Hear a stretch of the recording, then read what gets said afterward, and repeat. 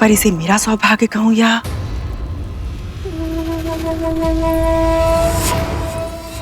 तुम्हारा दुर्भाग्य।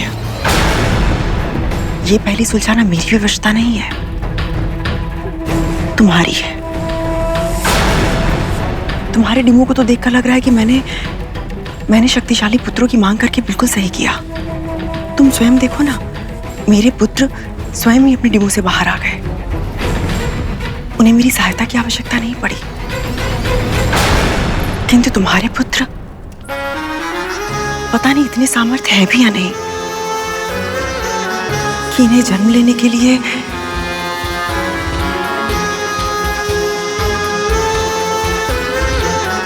तुम्हारी सहायता की आवश्यकता हो।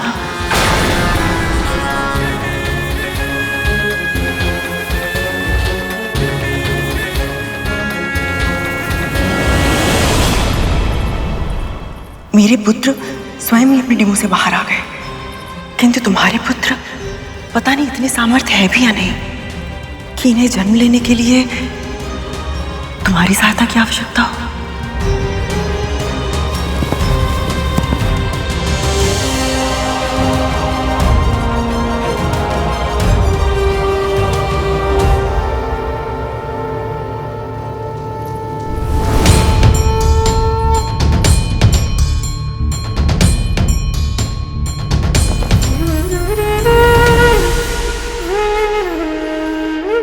मेरे साथ ऐसा क्यों हो रहा है प्रभु? क्यों मेरा मन अपनी ही बहन के पुत्रों को देखकर ईर्ष्या से भर उठा है? क्यों मेरे हृदय में अपने डिमो के विषय में शंका बढ़ती जा रही है? इस उहापोह की स्थिति में और अधिक रहना मेरे लिए संभव नहीं है नारायण। मुझे मेरे पुत्र प्रदान कीजिए, या तो मां बनने की मेरी आशा को ही समाप्त कर दीजिए, या फिर मुझे कोई स्पष्ट संकेत दीजिए कि मेरे डिम संतान ही नहीं है, उनमें मेरे पुत्र पल रहे हैं, वो सुरक्षित हैं। मुझे बताइए प्रभु, कोई संकेत दीजिए।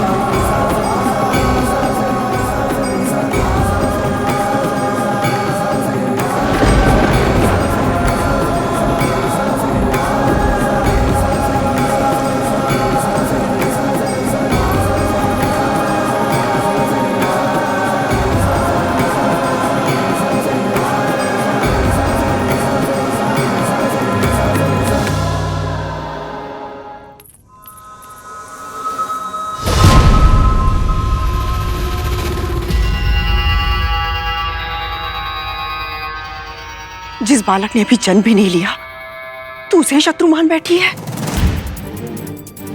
अपनी बहन के साथ ऐसा विश्वासघात की कि उसके पुत्र के अस्तित्व को मिटाना चाहती है तू, क्योंकि तुझे ऐसा लगता है कि वो तेरे पुत्रों से अधिक शक्तिशाली होगा। क्यों इतना घनघोर विश्वास है तुझे कि वो तेरा और तेरे पुत्रों का अहित ही करेगा? तुझे तेरी बहन की सच्चाई, उसके स्नेह, उसके संस्कारों पर तनिक भी विश्वास नहीं है।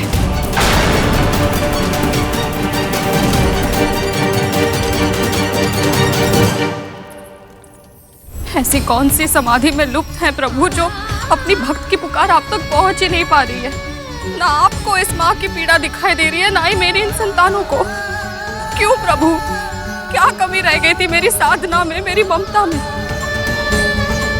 कहीं ऐसा तो नहीं कि मेरे पुत्रों को मेरी पुकार सुनाई तो दे रही है, किंतु ये विवश है।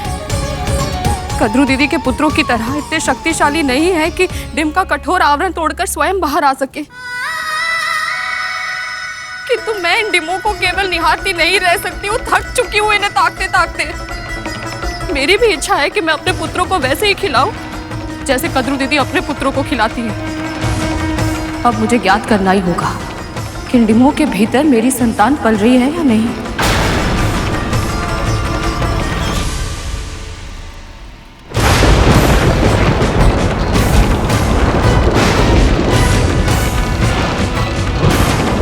अपना समय तुम्हारी संतानें डीमों में से बाहर आने में लगा रही हैं। कहीं ऐसा तो नहीं विनता कि तुम्हारे डीम सड़ गए हो? पुत्र पाने की इच्छा में तुमने कुछ अधिक, क्योंकि स्वाभाविक जन्म होता तो अब तक हो गया होता ना।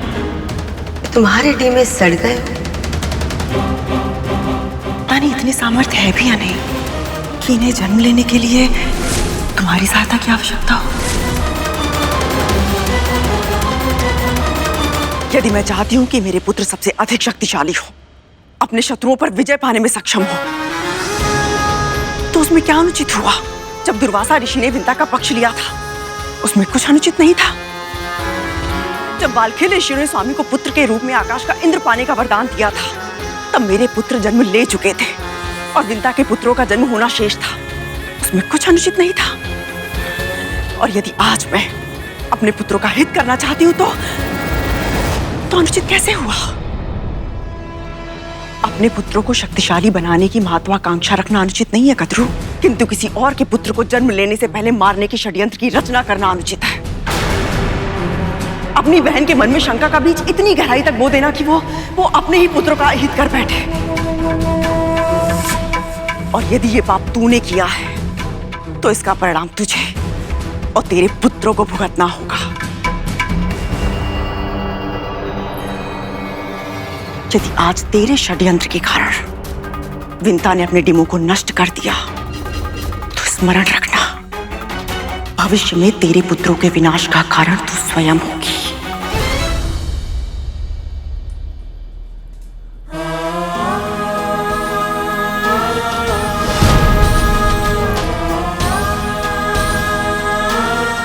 हे नारायण, ये क्या कर दिया मैंने?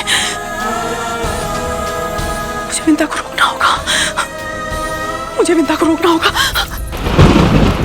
कहीं ऐसा तो नहीं विनता कि तुम्हारे डीम में सड़ गए? पता नहीं इतने सामर्थ्य है भी या नहीं कि इन्हें जन्म लेने के लिए तुम्हारी सहायता की आवश्यकता हो। मेरे पुत्र 500 वर्षों से इन डिब्बों में प्रतीक्षा कर रहे हैं। ये चाहते हैं कि मैं इन्हें बाहर निकालूं। ये मुझे देखे, अपने पिता को देखे, सारे संसार को देखे। मैं इनकी इच्छा अवश्य पूर्ण करूंगी।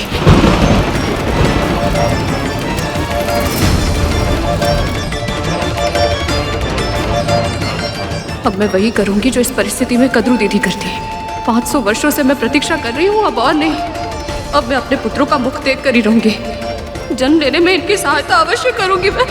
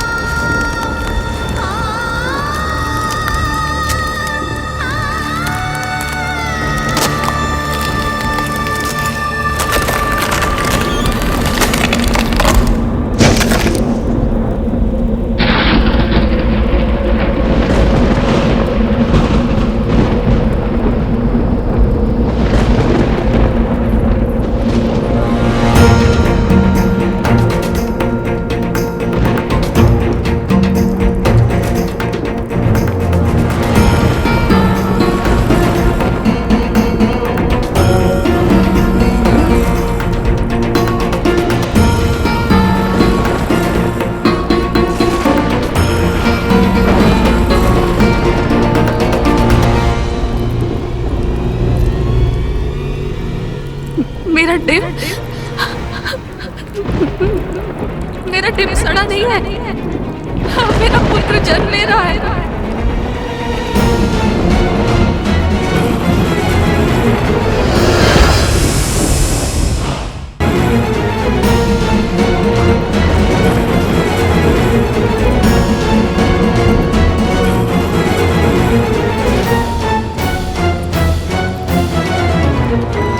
अरुण, सूर्य की तरह लाल आभा वाले मेरे पुत्र।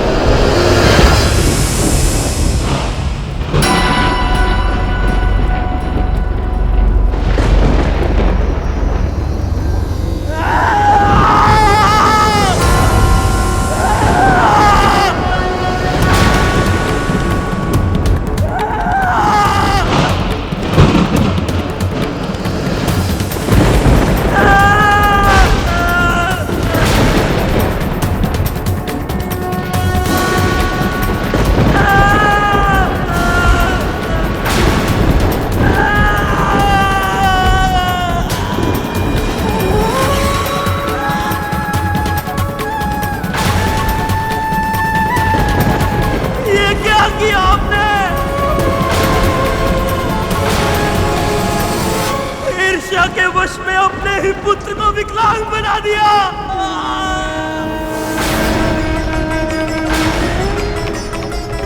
इस महापाप के लिए मैं आपको कभी क्षमा नहीं करूंगा।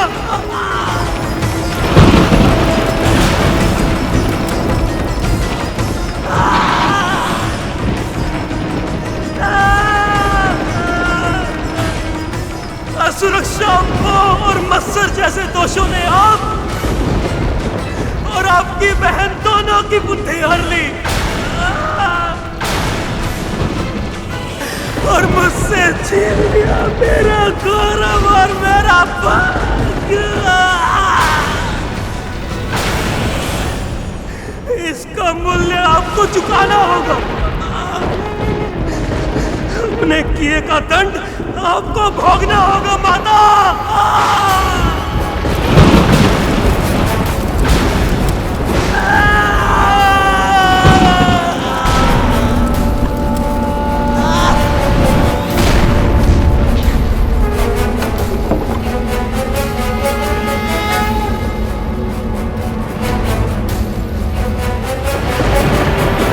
अर्धविकसित विकलांग है, फिर भी कितना शक्तिशाली है ये बालक कि इसके प्रकाश से पूरा आकाश लाल हो गया है। यदि क्रोध में उसने मुझे कोई श्राप दे दिया तो?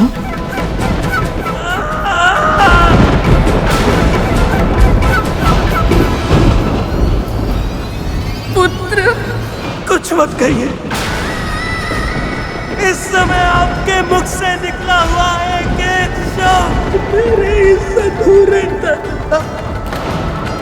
और मेरे टूटे हुए मन पर और अधिक आघात करेंगे।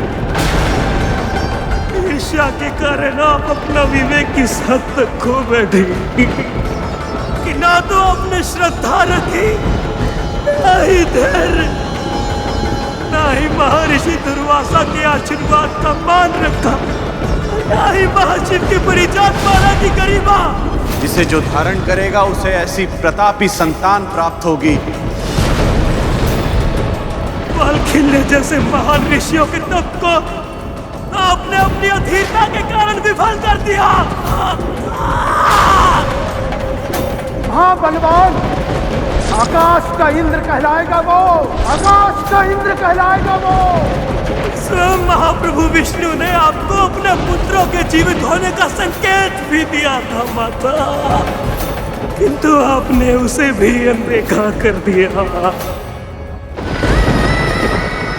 मेरे भाई ने आपको अपने अस्तित्व का आभास कराने के लिए आपको माँ कहकर पुकारा था माता,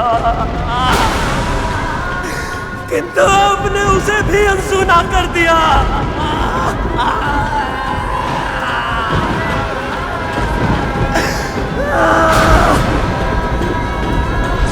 माँ,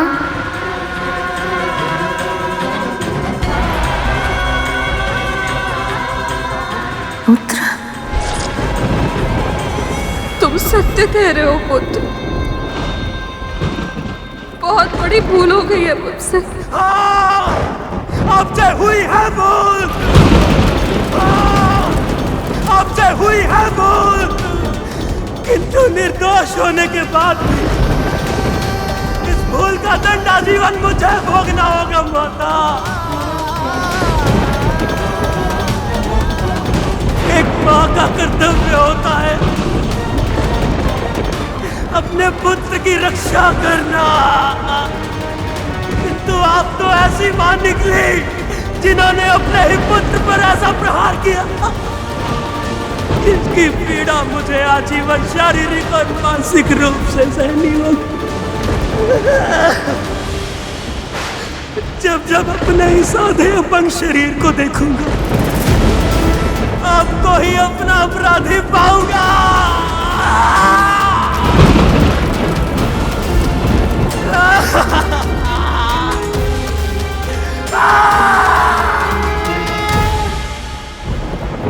आपको अपने किए का दंड भोगना होगा माता।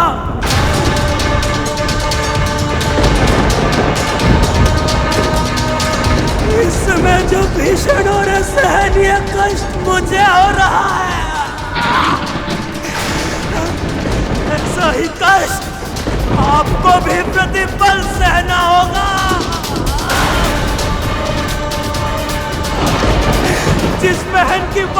जाकर आपने मुझे ये श्रापित जीवन दिया है, वही बहन आपको आजीवन कष्ट देगी और अब जाकर भी उसके आदेशों को अनसुना नहीं कर पाएंगी माता।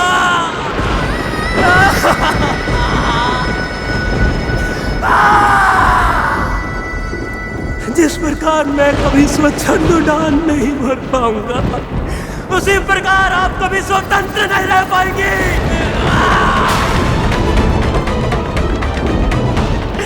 जिस प्रकार मैं अपनी विवशता का दास बन गया, उसी प्रकार आप भी अपनी बहन की दासी बनकर रहेंगी। ये श्राप है मेरा।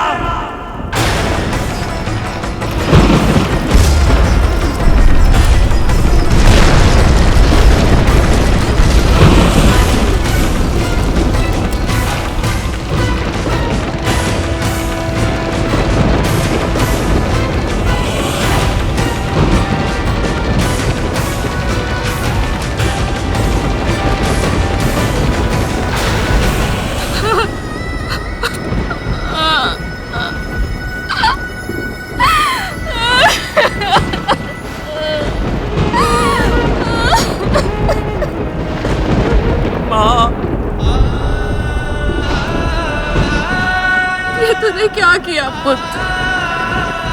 ईर्ष्या और मोह में अपना विवेक खो बैठी थी मैं, पर तुझे कष्ट पहुंचाना मेरा उद्देश्य नहीं था। तेरे टेप को फोड़ने की भूल अनजाने में हुई है मुझसे, और इस भूल के परिणाम स्वरूप इतना बड़ा श्राप मिल गया मुझे। ऐसे जीवन से तो अच्छा है तू मुझे मृत्यु दे देता।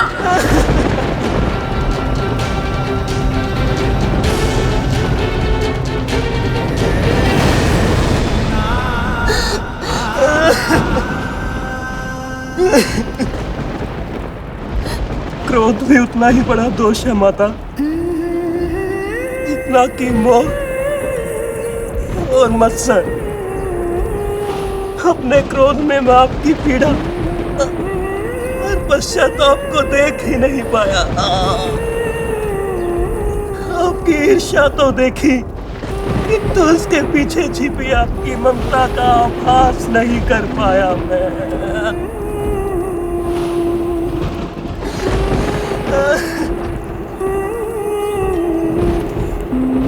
मुझसे भी भूल हो गई माँ।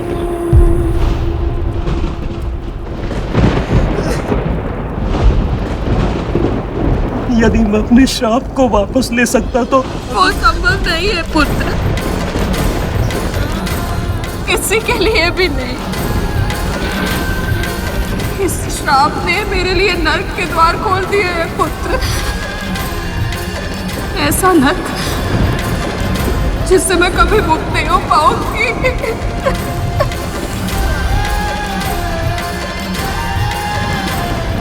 कोई तो उपाय होगा माता, कोई तो माध्यम, कुछ तो होगा जिससे मैं।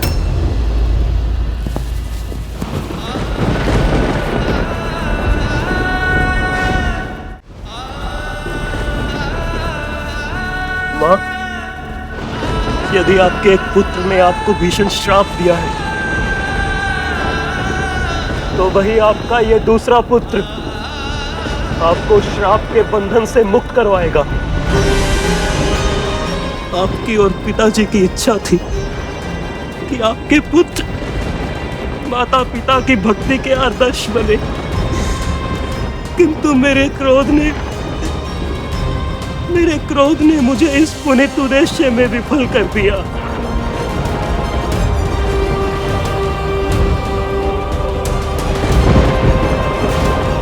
और अब मेरा वरदान मेरे श्राप को विफल करेगा।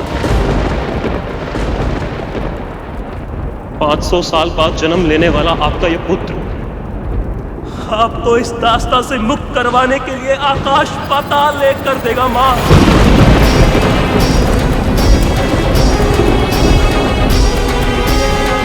इस संसार में परोपकार का ऐसा आदर्श प्रस्तुत करेगा कि इसकी महिमा का गुणगान युगों युगों तक किया जाएगा।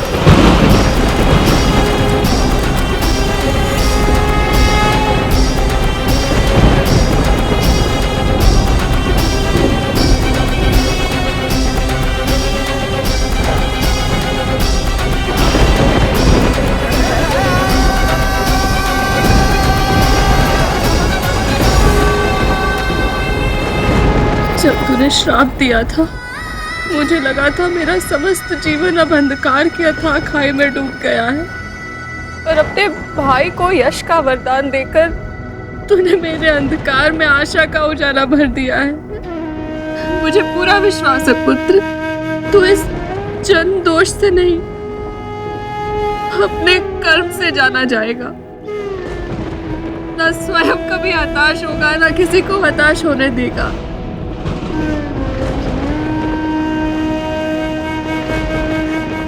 अब श्रद्धा और धैर्य के साथ 500 वर्ष मेरे भाई के जन्म लेने की प्रतीक्षा कीजिएगा माँ।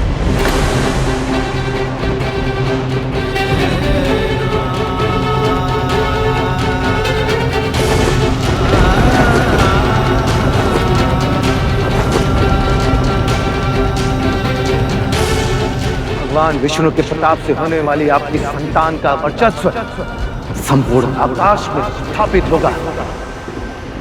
महाबुद्धिमान, महाबलवान, आकाश का इंद्र कहलाएगा वो, आकाश का इंद्र कहलाएगा वो। यदि आपके एक पुत्र ने आपको भीषण श्राप दिया है, तो वही आपका ये दूसरा पुत्र आपको श्राप के बंधन से मुक्त करवाएगा।